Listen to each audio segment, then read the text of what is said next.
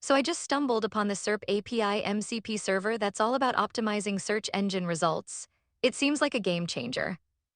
Right? The idea that it supports multiple engines like Google and Bing is pretty intriguing.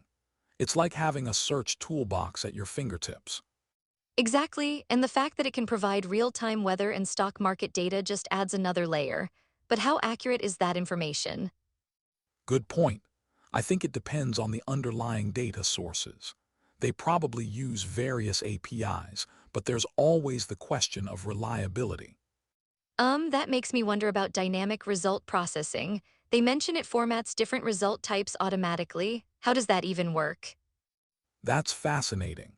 It likely analyzes the response from search engines and structures the data based on what it receives. But can it always parse that correctly? Right, and I can see potential pitfalls there. If the format changes from the search engines, it might not adapt quickly enough. True, and that could lead to incorrect or confusing outputs. The flexibility in response modes, though, is a neat feature. Complete or compact JSON responses. Yeah, I love that. It's like choosing between a full report or a quick summary. But wait, what if the compact mode lacks critical details? That could be a risk, especially if someone is relying on that data for more serious decisions. They might miss key insights. Exactly, and it's interesting how they guide users to configure it with an API key. What if someone forgets that step? Good catch. It can be a frustrating barrier if you're trying to get started. Plus, the self-hosting option might be tricky for some.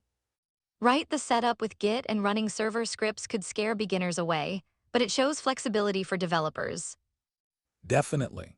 But I wonder how many users actually take the self-hosting route versus using the hosted service.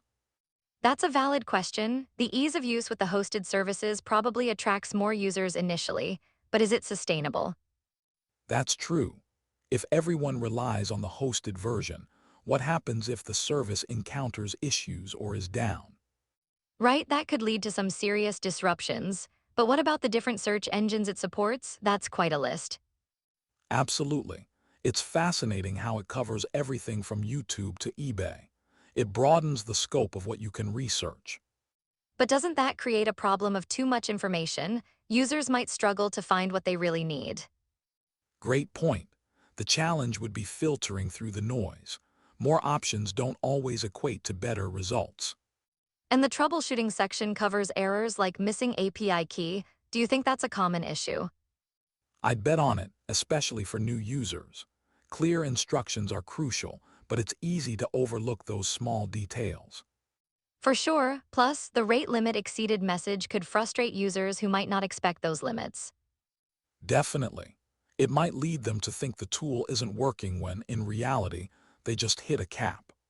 Exactly, and contributing to the project seems straightforward, but does that dilute the quality of the code? That's an excellent question. Open source contributions can be a double-edged sword. You get diversity but also inconsistency. So it's a balance, right? Encouraging contributions while maintaining quality, it's a tricky dance. Absolutely. And the MIT license is pretty permissive, which can attract more contributors but also lead to potential misuses. Ah, that's a good reminder of the trade-offs. Even with great tools like this, there's always a complexity lurking beneath the surface.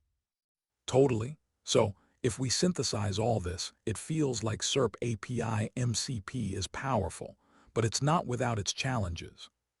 Right? It's like a double-edged sword of convenience versus the risk of overwhelming information. Exactly. And I think the real question is, how can users navigate these complexities effectively? That's the million-dollar question. It'll be interesting to see how users adapt to these tools over time. For sure, it'll be a real test of how adaptable we are to new tech and information overload. I'm curious to see how the community will shape the evolution of such tools. It's like a living ecosystem. Yes, and hopefully, it leads to better insights and smarter ways to manage all this data. Absolutely. I think we're only scratching the surface of what's possible with this kind of technology. And that's what makes it so exciting. There's always room for improvement and innovation. Agreed, but as we embrace these tools, we must remain mindful of their limitations. Exactly. It's all about striking that balance between leveraging technology and understanding its challenges. And that's what keeps the conversation going, exploring those nuances and promoting critical thinking. Couldn't have said it better. I'm excited to see where this journey leads us. Me too, let's keep the curiosity alive and dive deeper into these technologies together. Absolutely. Until next time, let's keep sharing these discoveries.